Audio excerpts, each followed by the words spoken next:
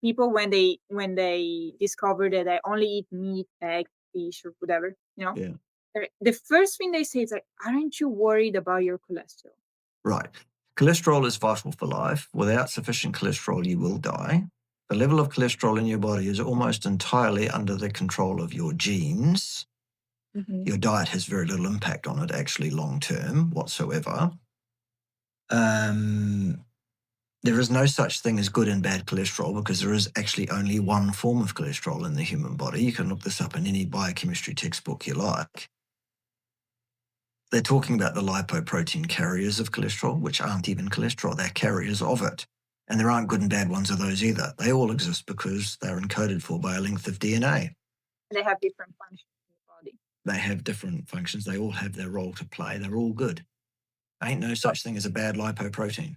Mm-hmm. It's just rubbish. If it's not cholesterol that causes heart disease, what is it? Heart disease seems to be caused mostly by several factors. Turbulent blood flow is a very important required factor, it seems.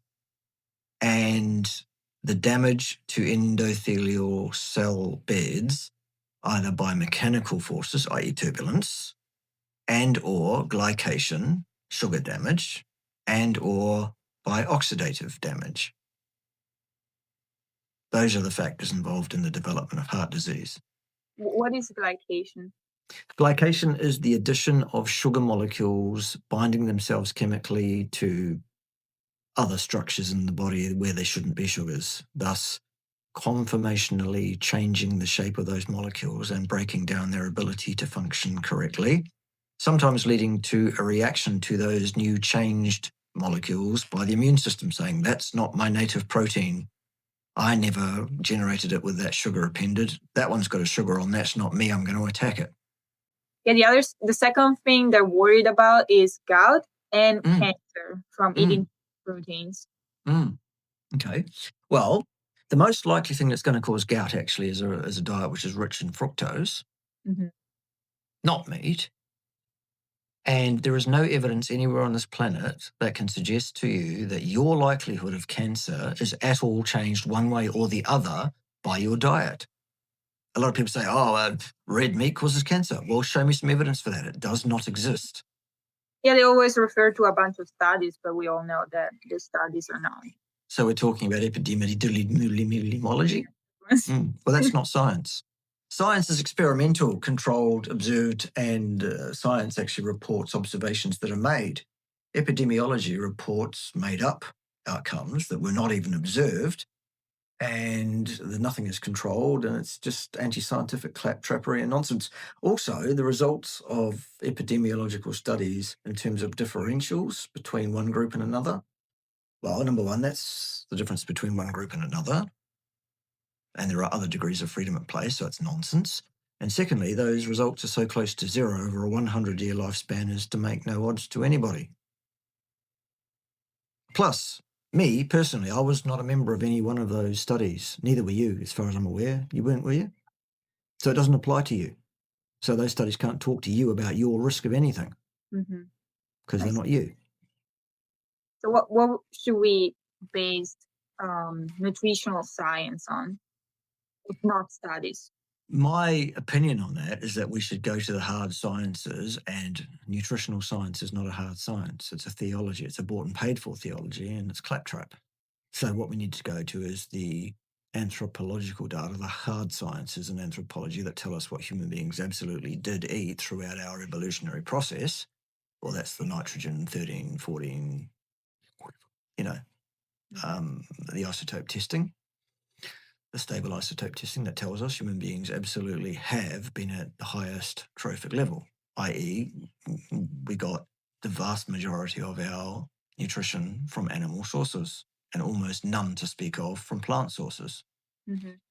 Also, like if we go back in time, we wouldn't find all of these fruits and vegetables that the modern world it's used to. Like you go to the grocery store, you find bananas, avocados, mangoes, like from other parts of the world, which they would never exist to begin with. That's right. They've been selectively bred for, haven't they? Yeah, they're a human invention. They're all like It was funny because I was doing a little research the other day. I was looking, tell me, in California where I live, which type of vegetables and fruits grow in the wild, and they gave me a list of things that I have no idea what they are. Mm. Nothing that you could find in the market. Yeah. And they were probably using them for like medicinal purposes. Definitely not for eating them. Yeah. Unless they were like starving. I mean, Yep. Mhm. Yes, the modern fruits and vegetables are all human inventions. All None of human. them were available to humans back when. And even if a few of them were in a form that's quite different from what it is now, not all of them, because they all come from different corners of the world, don't they? Mm. Yeah. Yeah, one of the Yeah. big ones is bananas are very important for you because they have potassium. Mm. Well, I haven't eaten a banana in many, many years. I'm still here. So clearly they can't be that important. Right? Maybe And they don't maybe even there are have other too much sources of potassium. potassium in the world. Yeah, and then you can even, absorb most of the nutrients in plants. They come in different forms that the human body can't absorb, or we can only absorb a little bit of it. Like, for Right. example, vitamin A compared to retinol, Mm. or vitamin K2 compared to vitamin K1. Yeah, I mean, the plant versions of the same so-called vitamins are almost universally not usable by human beings and not transmittable by human beings to a meaningful degree. To get enough retinol, vitamin A, from beta carotene, the plant-based version, for example, or the primary plant-based version, you would have to eat buckets and buckets and buckets of carrots every day. Or even ALA, the omega 3. Same deal. We can even Yeah. convert it to DHA. It's like, yeah, all of these vegans are promoting you need to eat a bunch of flax seeds or chia seeds, like, Mm. or soy or tofu or whatever. What is the Yeah. problem with this type of foods? Anti-nutrients, toxins like oxalate, for example, just to name one, pro-irritants, I mean, at the end of the day, a plant cannot run away from you, cannot hide under a rock, dive into a pond, or fly away from you. A plant is rooted to the spot. It needs to defend itself from being eaten somehow. So its means of self-defense is chemical warfare. Mhm. Most plant toxins are designed to kill insects effectively and quickly, and they do. They do. But there's an arms race between, the insects and the plants largely, right? Most of these toxins won't kill a human being stone dead, but they will cause you a problem over a lifetime of eating that stuff. Some Mhm. plant toxins will kill you stone dead. Let's be honest. Some of them will. Of all the plants on the planet, something like 95% of them are inedible by humans because they will kill you immediately.